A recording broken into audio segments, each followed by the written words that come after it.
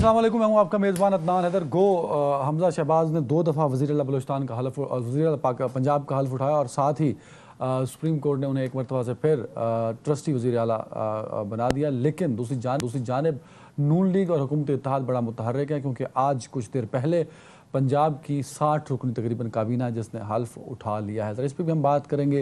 हुकूमती इत्तेहाद की जानिब से बार बार कहा जा रहा है कि फुल बेंच बनाया जाना चाहिए फॉर दिस पर्पज़, जो कुछ पंजाब असम्बली में हुआ। तो इस पर डिबेट के लिए मुझे ज्वाइन किया है सीनियर रहनुमा पाकिस्तान तहरीक इंसाफ अब्बास खोखर साहब ने। खोखर साहब, बहुत शुक्रिया वक्त देने के लिए। राना एहसान अफजल साहब होंगे पाकिस्तान मुस्लिम लीग नून से। राना साहब से और खोखर साहब से हम बात करेंगे, लेकिन उससे पहले मैं चाहूँगा, हमारे साथ मौजूद है पाकिस्तान पीपल्स पार्टी के सीनियर रहनुमा और सीनियर माहिर कानून जनाब एतजाज़ एहसन साहब। एतजाज़ साहब, बहुत शुक्रिया सर। हम ज़रा एतजाज़ साहब से ज़रा लीगली इन चीज़ों पर बात कर लें, और ख़ास तौर पर जो बार बार मुतालबा किया जा रहा है लार्जर बेंच का, इससे क्या इम्पैक्ट आ सकता है फुल बेंच का। तो एतजाज़ साहब ज़रा बताइएगा। सबसे पहले तो मैं सुन चुका हूँ आपकी राय भी, जो कुछ पंजाब में हुआ। सर ये बताइएगा, पंजाब में जो कुछ हुआ और वो ख़ास तौर पे चौधरी शुजात साहब के लेटर के बाद, क्या वो लीगली डिप्टी स्पीकर की रूलिंग ठीक है या नहीं सर? नहीं, रूलिंग तो ठीक नहीं है। उसकी वजह बुनियादी ये है कि जो इसमें 2 मरहले हैं 63A के तहत। पहला मरहला है कि ये फैसला करना है किसी भी पार्लिमानी जमात में कि किसी खास वोट के लिए हाँ में देनी है वोट या ना में देनी है। ये पार्लिमानी पार्टी ने फैसला करना, ये पार्टी हेड ने नहीं करना। फिर जब पार्लिमानी पार्टी ये फैसला कर लेती है, तो फिर अगर उनसे कोई इनहराफ करता है उस फैसले से, तो वो पार्टी हेड फिर उसका फैसला करेगा कि इसको मैं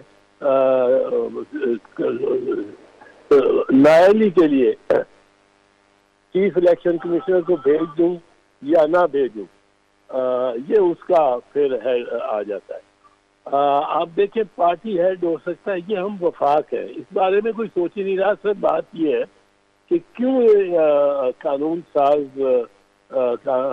साजों ने इसको रखा था। हम वफाक है।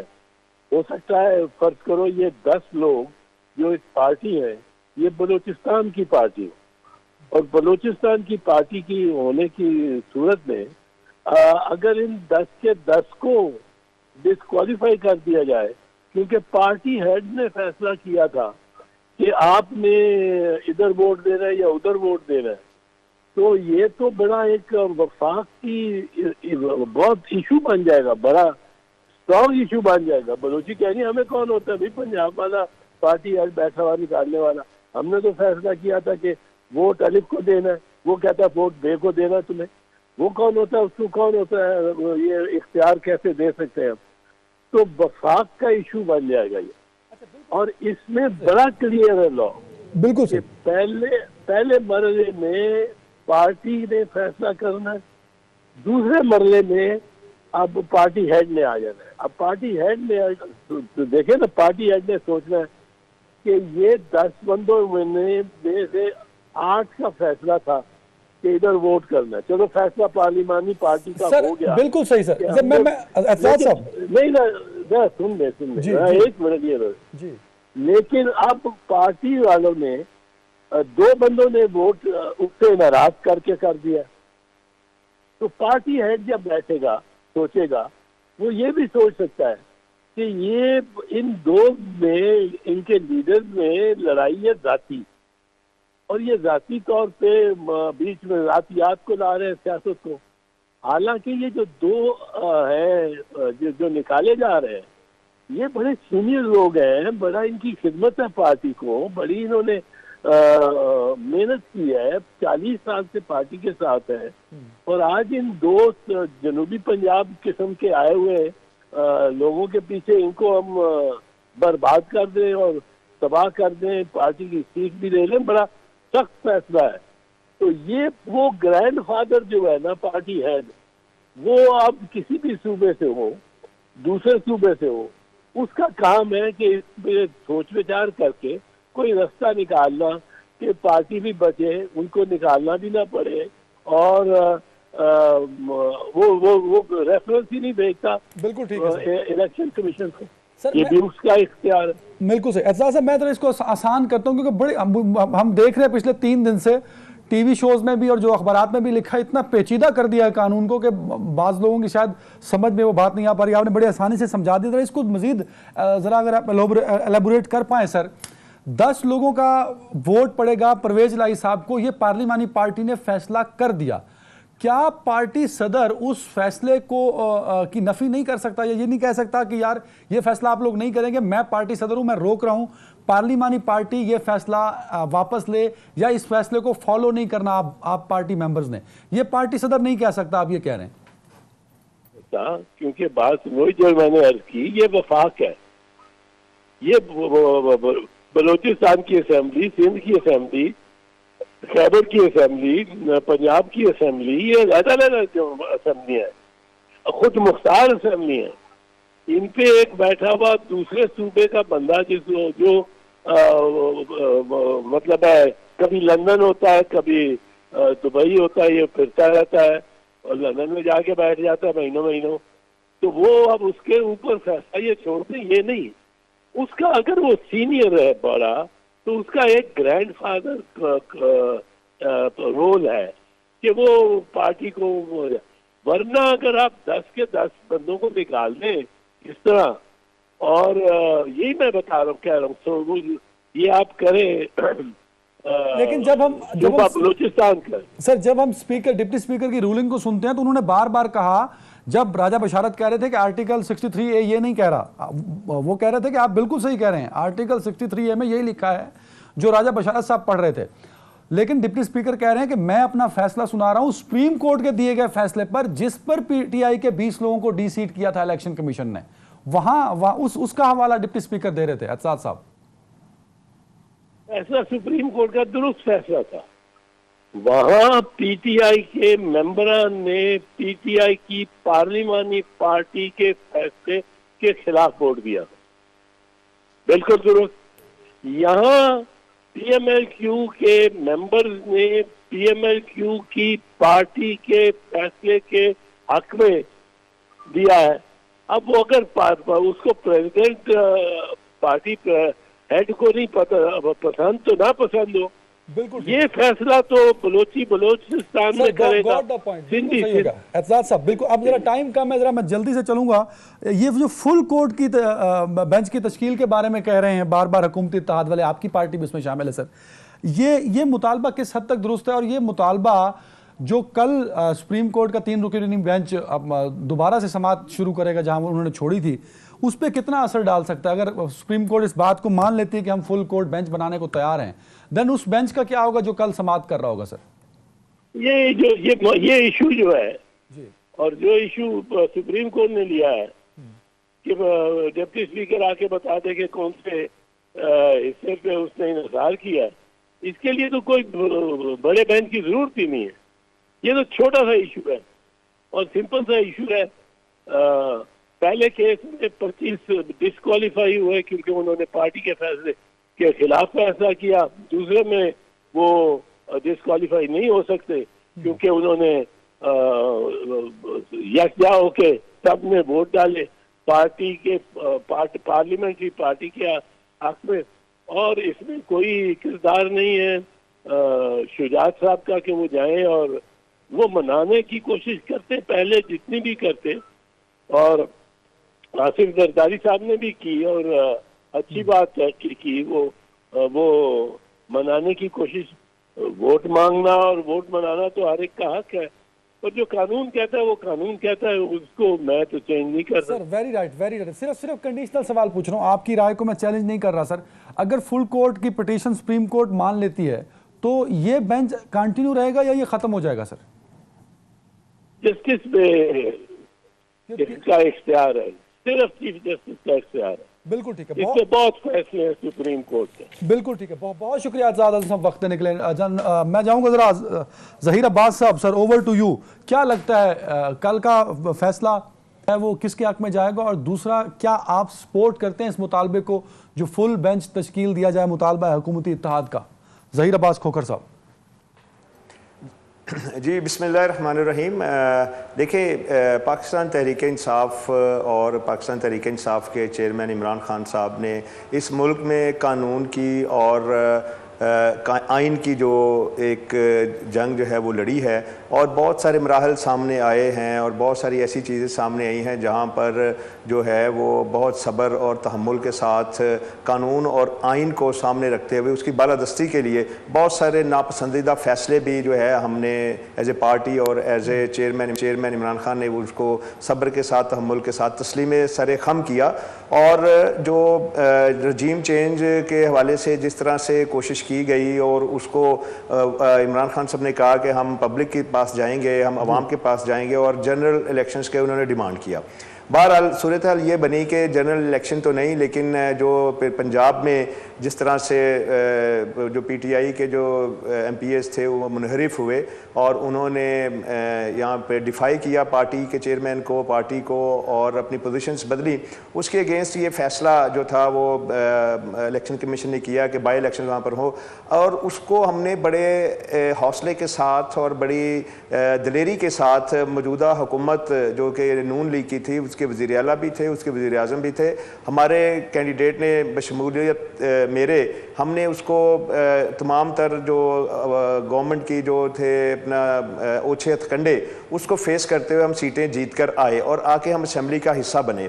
हिस्सा बनने के बाद हमने अपने जो नॉमिनेटेड कैंडिडेट थे चौधरी परवेज़ इलाही साहब को, उनको उनकी मेजोरिटी के साथ 186 वोटों के साथ जो था वो उनको वोट पड़े, और उनके मद्दे मुकाबल जो हमजा शहबाज शरीफ थे उनको 179 वोट पड़े। ये एक सिंपल मेजोरिटी जो है जिसके बुनियाद पर डिप्टी स्पीकर को चाहिए था कि वो फ़ौरन से वो ऐलान करता और चौधरी परवेज़ इलाही साहब को जो है वो वज़ीर आला के तौर पर उनको डिक्लेयर करते और उनको कहते कि आप हलफ लें। लेकिन इसके बरक्स हुआ और तमाम तर वो चीज़ें बुलडोज करने वाली चीज़ें जो थी वो वहाँ पर असम्बली में देखी गई, और जिस डठाई के साथ डिप्टी स्पीकर ने ये कहा और अपने आप को वो उसने जज होकर और ये फैसला किया, हालांकि वो उनकी पोजीशन जो थी वो सिर्फ और सिर्फ कंडक्ट करने थी, और सुप्रीम कोर्ट ने उनको ये कहा था कि आप अच्छे तरीके से 23 जुलाई को आप वज़ीर आला का इलेक्शन करवाएं, और उनको ये रोल दिया। उनको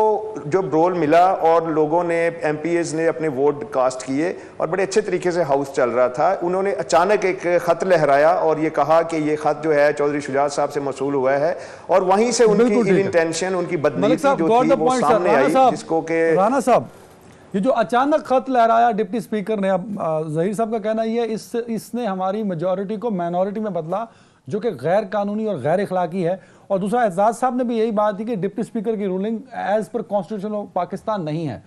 मुल्क के बड़े सीनियर और जो अहम कानूनी माहिरीन हैं उनका भी ये मानना है कि जो कुछ पंजाब असम्बली में हुआ वो गैर आईनी है। सर, कैसे डिफेंड करेंगे आप कोर्ट में इसको?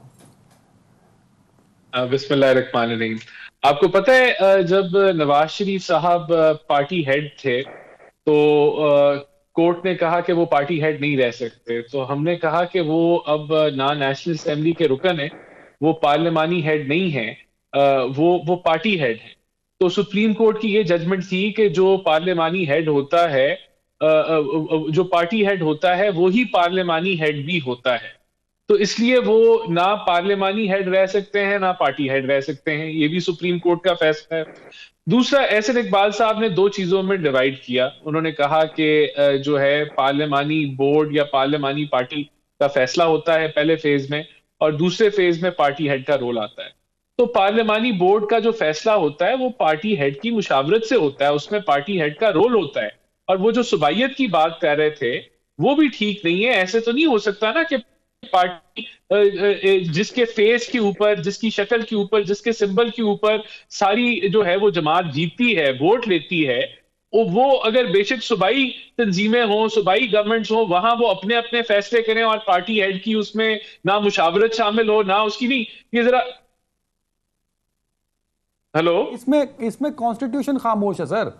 कॉन्स्टिट्यूशन में बड़ा क्लियरली पार्लिमानी पार्टी का लफ्ज इस्तेमाल किया हुआ है।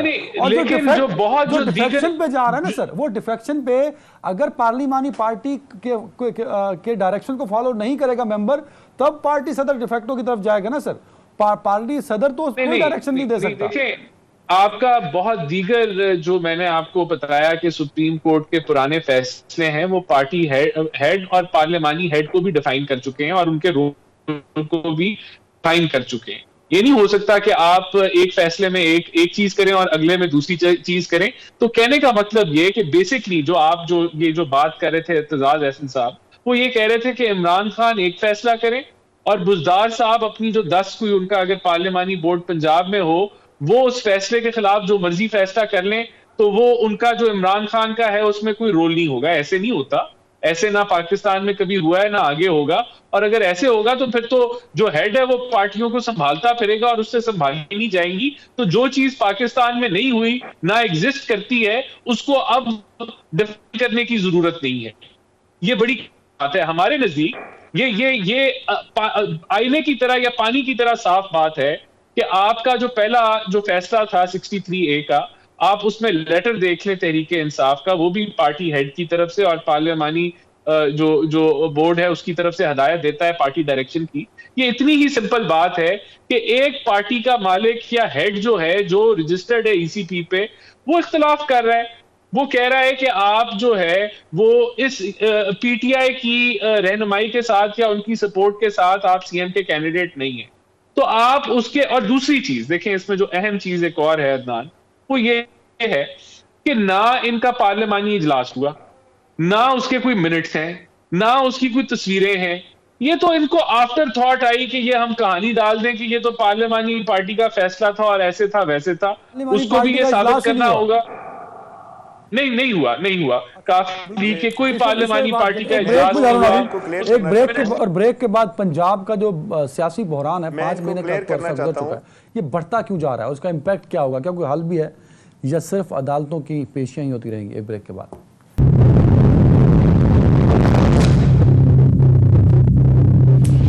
Welcome back. ज़हीर अब्बास साहब, हर मसले का हल एहतजाज, लॉन्ग मार्च, धरना, रैली तो नहीं हो सकता।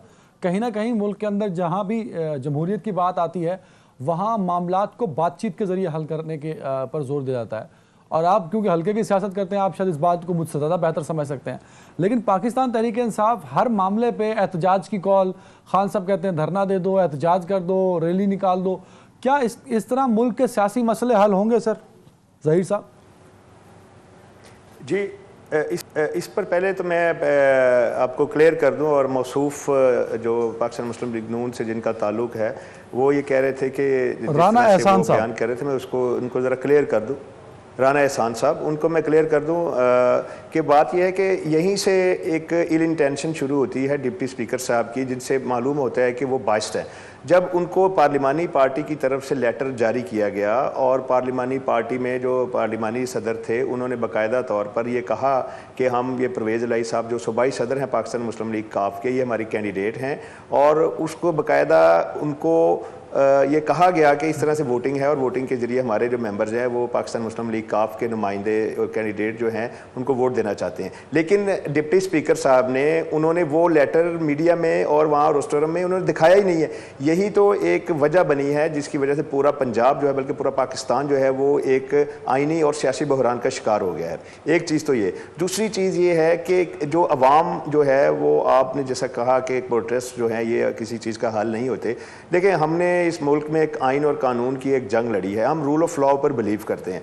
जब हमें, और मैं इमरान खान साहब का, चेयरमैन साहब का शुक्रिया अदा करता हूं कि उन्होंने इस कौम को जो है वो अवेयरनेस दी है, इस कौम को एक एजुकेट किया है। वरना तो यहाँ पर जो नून लीग का जो एक तरीकाकार है, जो वतीरा रहा है, पिछली जो हुकूमतें इनकी रही हैं, पीपल्स पार्टी भी उसमें शामिल है और नून लीग भी उसमें शामिल है, ये तो अपने अपने घरों में बैठ के गेम खेलते थे, शतरंज खेलते थे, आज तुम्हारी बारी, अब मेरी बारी है। तो अवाम जो थी उनसे डिस्कनेक्ट थी।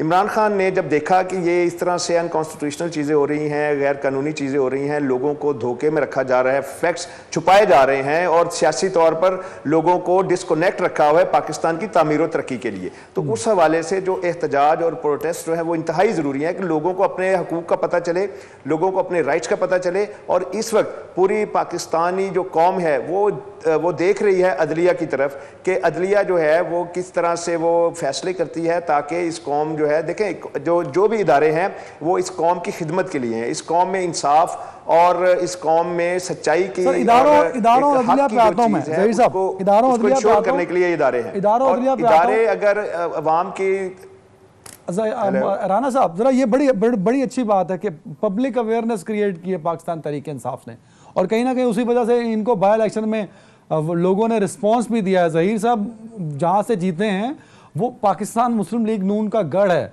मेरे ख्याल में रायमंड शायद चंद ही किलोमीटर की दूरी पे है, तो कहीं अवेयरनेस तो दी है इमरान खान ने पब्लिक को सर, एजुकेट भी किया है। इमरान खान ने कहा था कि धांधली का प्लान है, उसमें एक्स और वाई जो है वो पूरी प्लानिंग करके बैठे हैं, पता नहीं जा रहा है। फिर इलेक्शन के बाद जो है वो उनको कोई जवाब नहीं मिला कि वो अटैक करें, लेकिन फिर भी उन्होंने अपना झूठा बयानिया जो है वो जारी रखा। इसी तरह आप भी भूल गए होंगे अब तक अदनान कि 40 करोड़ रुपए से जो है खरीदारी होनी थी और पता नहीं कोई 5-6 अरब रुपए की जो है वो पूरी गेम बनी हुई थी, लेकिन वो झूठ भी जो है वो एक्सपोज हो गया।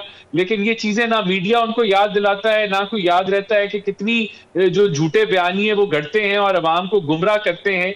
इसी की एक जो कड़ी थी वो ये आलमी साजिश थी। वहां अमेरिका से भी इन्वेस्टमेंट आई हुई थी, लोगों पता नहीं वो बोरियों में आए थे पैसे, जहाजों में आए थे, किश्तियों में आए थे या बैंक के जरिए आए थे जिससे खरीदो फरोख्त हुई थी। तो ये सारा जो झूठा बयानी है उससे बहुत अवाम को वो अवेयरनेस देते हैं। फिर वो मजहबी टच भी देते हैं कि मजहब का कार्ड इस्तेमाल करके, और उनको उनके जो अराकीन जो उनके कंधों के आगे पीछे होते हैं वो कहते हैं मजहबी टच दें।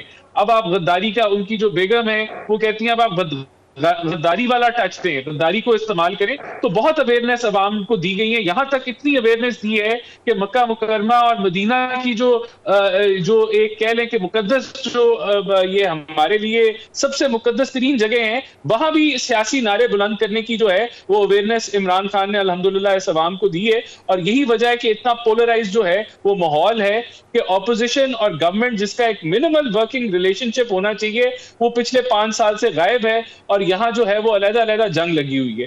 तो मैं समझता हूं कि ये इतनी अवेयरनेस, इस चार्जशीट का जवाब तो ज़हीर साहब दे देंगे, लेकिन कम से कम ज़हीर साहब को मुबारकबाद तो देना कि नून लीग के गढ़ से उन्होंने एमपी की सीट जीत ली। सर देखें उसकी 2-3 वजूहात हैं जो मैं आपको बड़ा मुख्तसरन बयान कर देता हूं। एक तो मुबारक सर बात ने मुबारक हो उनको, मुबारक हो मलिक ज़हीर साहब को, मुबारक हो। इंशाल्लाह ताला जनरल इलेक्शन के बाद हम उनसे ये सीट, खैर मुबारक जी, आपने मुबारक दी, बहुत मेहरबानी। चले ठीक हो गया जी। अच्छा मैं ज़हीर साहब ये जो वैसे मतलब बार बार बात की जाती है, एक तो एहतजाज बिल्कुल होना चाहिए, एजुकेट और अवेयरनेस में कहीं ना कहीं हमने अपने वोटर और सपोर्टर्स के अंदर एक गुस्सा भर दिया है। एक मेरे ख्याल में वो बहुत ज़्यादा पर्सनल हो गए हैं पॉलिटिकली चीज़ों को लेके, ये नहीं होना चाहिए था इस एलिमेंट में। देखिए ये जो जब आप इंसाफ नहीं करेंगे, जब इदारे पाकिस्तान के हैं वो पाकिस्तानी शहरियों के को इंसाफ मुहैया करने के लिए, उनकी खिदमत करने के लिए इदारे बनाए गए हैं। इदारे जो हैं, I am very sorry to say, इदारे शरीफों की और ज़रदारियों की खिदमत के लिए नहीं बने। जब इदारे जो हैं वो अपने आप को टिल्ट शो करेंगे शरीफों की तरफ, तो फिर ये कौम जो है उसमें गुस्सा और तनाव आएगा। और हम यही चीख पुकार कर रहे हैं कि खुदारा होश के नाखून लें और पाकिस्तानी जो अवाम है उनके जज्बात को समझें। पाकिस्तान के हम सब जो है, हमारा काम है कि हम पाकिस्तान के लोगों को, कौम को हम सर्व करें। और पाकिस्तान जिस मकसद के लिए बना था वो कायदे आज़म मोहम्मद अली जिन्ना ने, जो कि मसूफ राना साहब के भी वो लीडर हैं, हमारी कौम के वो लीडर हैं, उन्होंने पाकिस्तान को जो तामीर व तरक्की में जब पाकिस्तान इस्टेब्लिश हुआ था तो पाकिस्तान की बुनियाद है ला इलाहा इल्लल्लाह। और ये हमें समझ लेना चाहिए कि हमारे मज़हब में जो है वो उसकी तमाम तर चीज़ें वही मौजूद हैं जो कि सियासी तौर पर हमें वो करने का कहा गया है। और पाकिस्तान की सियासत जो है इस वक्त आलमी सतह पर एक ऐसा, उस पर एक जोग्राफियाई लिहाज से ऐसी उसकी पोजीशन बन चुकी है कि यहाँ पर हम झूठ नहीं बोल सकते। यहाँ पर हमने मदीना की रियासत का जो एक हमने कहा है कि मदीना की रियासत इस्टेब्लिश करनी है। जो करप्शन हुई, जो यहाँ पर अनार्की कायम हुई, उसका सिर्फ यही हल है कि हम हक और सच की बात करें। हजरत मोहम्मद सल्लल्लाहु अलैहि वसल्लम की उम्मत है, हम वो बात करें। और हम जो करप्शन है जो इदारों में, प्लस जो हमारे अपने जो मार्केटों में, और जो उसका सिर्फ यही है कि हम सच्चाई का और हक का साथ दें और करप्शन के जो एलिमेंट को हम अपने मुआशरे से बिल्कुल एलिमिनेट करें, तब हम एक सिरात मुस्तकीम पर चलेंगे। जो आपकी ख्वाहिशात है इस पर तब अमल दरामद कर लेना था ना सर। जैसे ओहदा गया, हुकूमत गई, तब आपको इखलाकियात, करप्शन, इदारों की मजबूती याद आ गई ना, तो 3.5 साल आप कर सकते थे वो, तो तब आप तो आपने ना की ना ज़हीर साहब, ये तो माने कि आपसे भी गलत हो गया। उस वक्त भी हम यही कह रहे थे, उस वक्त भी आपके अपोजिशन में जो आपके जो दोस्त अहबाब थे, अपोजिशन कब हमें उन्होंने 2 साल तो कोरोना रहा, आपने उस वक्त भी यही शोर डाले रखा। हमने पाकिस्तान को दलदलों से और हम उस गहराइयों से निकल के हम लेकर ऊपर आए हैं, और उसके बाद जब डायरेक्शन पाकिस्तान को मिली तो साथ ही जो है रजीम चेंज का जो है वो कह दिया गया, और जो इनके अमरीकी आका हैं उनको खुश करने के लिए एक एस्टेब्लिश डेमोक्रेटिक इलेक्टेड गवर्नमेंट को इन्होंने ख़त्म किया, और अभी भी उसी चक्कर में है। लेकिन ये कौम जो है ये जाग चुकी है। कौम ऐसा कोई भी कानून, ऐसा कोई भी अमल जो है उसके सामने सीसा पिलाई दीवार की तरह खड़ी हो जाएगी, जो कि उनके राइट्स को, उनके हकूक़ को पाकिस्तानी के तौर पर जो वायलेट करेगी। और हम नहीं होने देंगे कोई भी ऐसी वायलेशन जो पाकिस्तानियों के ख़िलाफ़, पाकिस्तानियों के इंटरेस्ट के ख़िलाफ़ और पाकिस्तान के ख़िलाफ़ जाएगा। हमारा ये पाकिस्तान का सपूत होने के हवाले से हमारा फ़र्ज़ भी बनता है कि हम ऐसी गुलामी ना करें और हम डट जाएं, हम अपने रिसोर्सेज पर और अल्लाह ताला पर तवक्कल करके। बिल्कुल सही। ब्रेक पे जा रहा हूं, ब्रेक के बाद पंजाब के सियान का हल क्या है?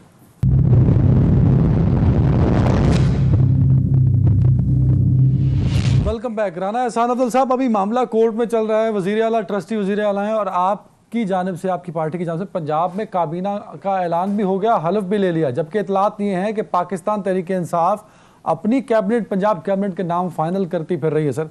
तो ये मामला है, क्या आप इतने कॉन्फिडेंट हैं या पीटीआई ओवर कॉन्फिडेंट है सर? देखिए, हमारे लिए तो बड़ी सिंपल सी बात है। जब एक सुप्रीम कोर्ट का डिसीजन ये कहता है कि पार्टी लाइंस या पार्टी हेड की डायरेक्शन के मुताबिक जो है वो नहीं चले मुनहज़र अरकान और उनका वोट नहीं काउंट होगा, तो ये भी उतनी ही सिंपल बात है। दूसरा, हमारा ये डिमांड है कि फुल कोर्ट होना चाहिए, फुल बेंच होना चाहिए। हमारा ये आईनी हक है कि हम डिमांड करें, और हम समझते हैं कि ये जो हम ख्याल बेंच है इसकी एक हिस्ट्री है, और हम समझते हैं कि हमारे लिए ज्यादा फेयर होगा और जितनी ये अहमियत रखता है ये ट्रायल कि ये फुल कोर्ट बेंच हो, तो ये हमारा जो है लायमल। बाकी ये हमारा राइट है कि हम काबीना अपनी मुकम्मल करें। हमजा साहब जो हैं वो चीफ मिनिस्टर है इस वक्त मौजूदा, वो अपनी काबीना तश्कील दे सकते हैं, उन्होंने काबीना तश्कील दे दी है, और जो वुज़रा हैं वो कल से अपनी जो है वो दफ्तरों को संभालेंगे और काम करेंगे। आपने ज़हीर अब्बास खोखर साहब, आपने एक पॉइंट आपने यहाँ ये कहा कि अब इसका हल क्या है। देखिए, हल ये है कि ये जो अदारे हैं या जो आइन जिन्होंने इंसाफ देना है, वो अदारे जो हैं उनको इंसाफ देते हुए नजर आना चाहिए। ये नजर नहीं आना चाहिए कि यहाँ जो है ईसीपी फैसला करे। इंसाफ फिर मेरिट पे हो ना, ये नहीं कि अगर मेरे हक में आया तो इंसाफ है, मेरे खिलाफ आया तो इंसाफ नहीं। मैं उसकी मिसाल देता हूँ ना अदनान, ये नहीं होना चाहिए कि ईसीपी फैसला। बिल्कुल सही। मैं जरा सर, आपके शायद लाइन का प्रॉब्लम भी आ रहा है। Zaheer Abbas sahab, sir over to you. Sir, Punjab में तो नून लीग बड़ी कॉन्फिडेंट है सर, सीएम ट्रस्टी हो गया, लेकिन कैबिनेट अनाउंस हो गई, हलफ भी ले लिया, तो उनका कॉन्फिडेंस तो बता रहा है कि फैसला उनके हक में आने वाला है। अगर खुदा ना खास्ता, मैं तो चाहता हूँ फैसला आपके हक में भी आए सर, अगर खुदा ना खास्ता फैसला आपके हक में ना आया तो क्या इमरान खान साहब पंजाब में भी फिर वही सियासत करेंगे, एहतजाज की, मार्च की, धरनों की और जलसों की सर? जी, बात यह है कि देखें, बात यह है कि ये मेरे जो भाई हैं बड़ी अच्छी बात करते हैं, लेकिन इनको थोड़ा, इनकी पार्टी को इनको समझाना चाहिए कि इस वक्त पाकिस्तान में जो बैनुल-अक़वामी सतह पर जो साजिशें हो रही हैं उनका इनको हिस्सा नहीं बनना चाहिए। और जो रजीम चेंज की जो पॉलिटिक्स हुई है बाहर की दुनिया से, उसका इंस्ट्रूमेंट ये बने हैं। और शहबाज शरीफ साहब ने अपनी जो है दरख्वास्त, अपनी CV जमा कराई है कि वो हम गुलामी करेंगे और हम जो है वो अमेरिका के कहने पर चलेंगे। ये सारे वो कड़ियाँ उधर जाके मिलती हैं। मैं अपने भाई को और आपके ज़रिए तमाम कौम को ये कहना चाहता हूँ कि जब तक हमने सेल्फ इंटरेस्ट में अपने उसको वॉच ना किया, हम बैरूनी एजेंडों पर काम करने के लिए अलाकार बनते रहेंगे। तो इसका हल यही है कि हम जो है वो फैसले अपने अवाम के हक में करें और अपने जो कानून और अपने आइन और अपने जो रूल्स हैं असेंबली के, उसके मुताबिक चलें। जब हम रूल्स को से हटते हैं तो तभी कोई ना कोई साजिश का हिस्सा बन जाते हैं कुछ दोस्त। सर, इससे मामला आगे बढ़ेंगे नहीं कि हर दफा पीटीआई एजेंट कहती रहेगी सर। मुझे लगता है कि माशी हालत इतनी बुरी हो चुकी है और सियासी नहीं, देखें, बात ये कि अब देखें ना जो हुआ पंजाब असेंबली में, इसका आप एक आम आदमी, कॉमन मैन है, जो बच्चे आपकर जो है वो उस पर पाकिस्तान के ये असेंबली पे जो है जो कल रूलिंग हुई है उस पर हंसते हैं कि कॉमन सेंस की बात है, एक आम फहम आदमी को समझ आ रही है कि जी एक 2+2 4 वाली बात है, तो उस पर भी इतनी टेक्निकल चीजें, कॉम्प्लेक्सिटी बना देना, पेचीदगी बना देना, तो ये कौम को आप किस तरफ लेके जा रहे हैं? कौम जो है वो सड़कों पर निकल आई है। आप इस किस्म के लोगों को बिठाएंगे डिप्टी स्पीकर और उनको आप उनको ये पावर देंगे कि ज़हीर साहब, एहसान साहब आपसे कुछ कहना। जी जी एहसान साहब, एहसान साहब की आवाज तो दे दो मेरे भाई। एहसान साहब आपकी आवाज नहीं आ रही सर, ज़हीर साहब सुन नहीं पा रहे आपको, आप अनम्यूट करेंगे तभी। कि आलमी साजिश ये होती है कि जब आप 20,000 अरब के कर्जों से इस मुल्क को मकरूज कर दें, जब आप मईशत को तबाह कर दें, उसको आलमी साजिश का हिस्सा कह सकते हैं। जब आप इस मसले से निकलने की कोशिश करें, उसको नहीं कह सकते। तो खुदारा को खौफ करें, अवाम को गुमराह करना बंद करें। देखिए, दूसरी चीज ये बहुत सिंपल सी बात है कि ये बच्चे को, ये शायद पीटीआई के बच्चों को पता हो, लेकिन जो पाकिस्तानी अवाम है उसको ये नजर आ रहा है कि पार्टी हेड की जो डायरेक्शन है वो एक कैंडिडेसी के खिलाफ है। वो कह रहा है ये मेरा कैंडिडेट ही नहीं है, मैं इसको इजाजत ही नहीं देता। अवाम है ना, इस पे कोर्ट डिसाइड करेगी, अब इसमें हम डिबेट नहीं कर सकते। देखिए, आपने जो है ना, आपने कहना है कि जी हमारा सबसे अहम चीज ये है कि जो ये सियासत है आप वो गर्दान पड़ते रहना है, ये आपको मुबारक है। बहरहाल कौम को ये पता है कि क्या हो रहा है और किस तरह। देखिए, बड़ी सिंपल सी बात है, अगर आप अदालत के ऊपर तनकीद करेंगे, उनको गाली निकालेंगे और आप समझेंगे कि आपने मनमानी के फैसले करा लेंगे, तो ये सियासत हम भी कर सकते हैं। अगर आप ये समझते हैं कि सर एहसान साहब, आई थिंक आप कंप्लीट कर लें, मैं फिर ज़हीर साहब को टाइम दे देता हूँ, आखिरी 3 मिनट मेरे पास। एहसान साहब ओवर टू यू। देखिए, बहुत सिंपल सी बात है, जो पीटीआई की सियासत है कि वो अदारों को तनकीद का निशाना बनाए, उनको बुली करे, एक आईनी ओहदे पे बैठे बंदे को कहे कि ये रिजाइन करे क्योंकि वो फॉरेन फंडिंग केस का फैसला जो है ना सुना दे, क्योंकि उसने जो है आपकी चोरी जो है वो पकड़ी गई डस्का के अंदर प्रिजाइडिंग ऑफिसर्स को अगवा करते हुए, और आप समझते हैं आप प्रेशर बिल्ड करके अपने मर्जी के फैसले करा लेंगे, आप अदालतों को धमकाएंगे तो आपके मुताबिक चलेंगे। तो ये चीजें हम भी कर सकते हैं। और अगर पाकिस्तान में इसी तरह चलना है तो फिर ये सियासत का तर्ज जो है ये तब्दील हो जाएगा। यहाँ आप गुंडागर्दी करके, गाली गलोच करके अपने मनमानी फैसले, अगर यहाँ इसी तरह ही होता है तो फिर यहाँ माहौल तब्दील हो सकता है। और मैं ये वार्न करूंगा कि ऐसे नहीं होगा कि आप अदालतें जो हैं वो 12 दफा जो है वो अपने दरवाजे खोल के बुलाएं कि आप आ जाए, हम इस मसले का हल करते हैं। हाई कोर्ट एक फैसला सुनाए और अगले दिन ही सुप्रीम कोर्ट कहे कि ये फैसला गलत है, हमारा फैसला सुन ले। तो अगर इसी तरह यहाँ फैसले होने तो फिर हमें भी ये जो है वो। सर कंक्लूडिंग रिमार्क्स है आपके लिए, 1.5 मिनट है सर, 90 सेकंड्स ज़हीर साहब। जी बात ये है कि जब इमरान खान साहब की हुकूमत को टॉपल किया गया और रात के 12 बजे जो है अदालत लगी, उस वक्त तो क्यों उन्होंने मिठाइयाँ बांटी थी? उस वक्त ये क्यों कह सकते थे कि ये सुबह भी काम हो सकता है? उस वक्त तो ये बड़े खुश थे। और प्लस ये है कि हमने अपना एक जो आईनी हमारा कानूनी हक है हमने नॉक करना है। हम पुरअमन लोग हैं, हम कानून पर और रूल ऑफ लॉ पर यकीन करते हैं और आइंदा भी हम रूल ऑफ लॉ और कानून के लिए, कानून की बहाली के लिए, कानून की पासदारी के लिए हम जंग लड़ते रहेंगे पाकिस्तानी कौम की खातिर। और जिस तरह से बुलडोज चीजें ये कर रहे हैं ये दुनिया भी देख रही है और पाकिस्तानी लोग भी देख रहे हैं। पाकिस्तानी लोगों को भी पता है कि कौन लोग जो है कानून को वायलेट कर रहे हैं, कौन लोग बुलडोज कर रहे हैं रूल्स को, और कौन लोग कानून की हुक्मरानी के पर बिलीव करते हैं और पुरअमन होकर अपना एहतजाज करते हैं। हमारे तमाम एहतजाजों में जो है वो कभी भी गमला भी नहीं टूटा, जबकि ये तो सुप्रीम कोर्ट तक हमला करने की इनकी हिस्ट्री है, इनकी अदालतों को गालियां निकालने की हिस्ट्री है, इनकी टेप्स मौजूद हैं, जजों को इंस्ट्रक्शंस दे रहे हैं, इनकी टेप्स मौजूद हैं। क्या बात करते हैं ज़हीर अब्बास खोखर साहब, राना एहसान, मेहमानों का बहुत शुक्रिया। नाज़रीन, किसी ना किसी को बैकफुट पे जाना होगा ताकि इस मुल्क के अंदर जो तनाव है वो ख़त्म हो, सियासी बहरान भी किसी रास्ते पर टले ताकि माशी मसले हल हो। अपना ख्याल रखिएगा। अल्लाह हाफ़िज़।